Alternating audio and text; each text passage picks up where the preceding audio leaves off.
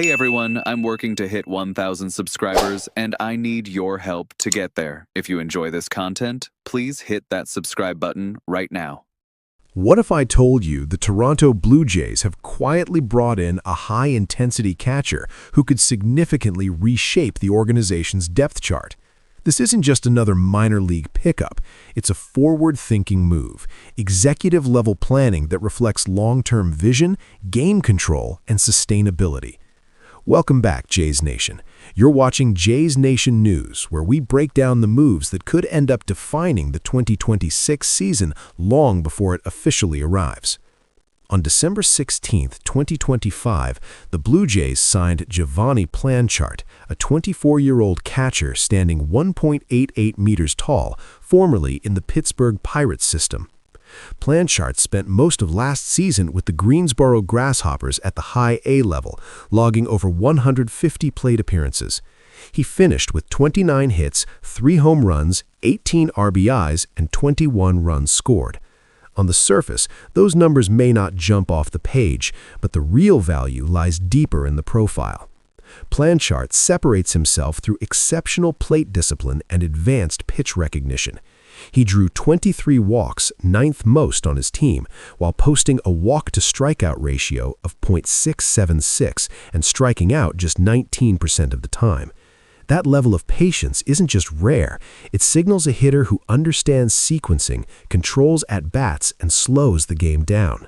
For a catcher, that skill carries added weight because it directly translates to how pitchers operate and manage innings. Defensively, Planchart brings just as much impact.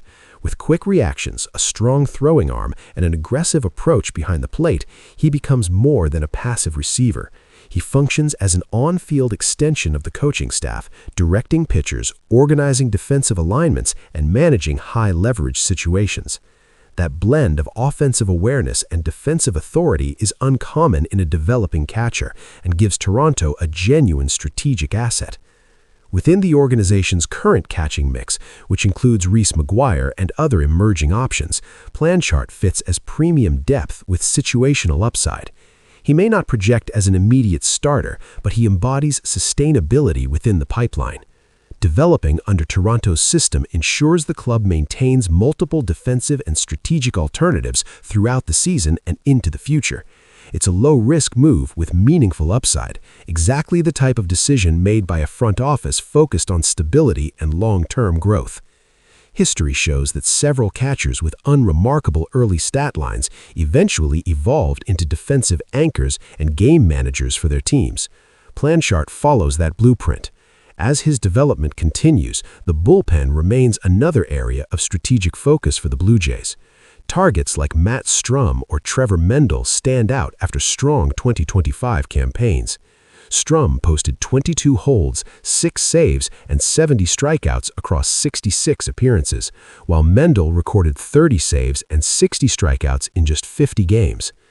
A smartly constructed trade could pair Planchart's defensive depth and game awareness with a high-end relief arm, creating valuable synergy while maintaining asymmetric risk, a modest investment with the potential for substantial return. Of course, there are hurdles. Planchart still needs to prove he can succeed at higher levels, handle the expectations of a major league organization, and translate his tools into consistent MLB production. At the same time, the bullpen picture isn't fully settled, and relying too heavily on uncertain trade outcomes could expose gaps if Strum or Mendel aren't available. Even so, this signing reinforces Toronto's broader philosophy. The Blue Jays are building quietly, layering depth, and strengthening the foundation through intelligent, forward-looking decisions. Planchart embodies that approach, disciplined at the plate, assertive on defense, and valuable as a long-term strategic piece. So, Jays Nation, here's the question.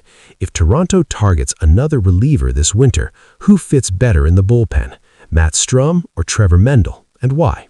Drop your thoughts in the comments.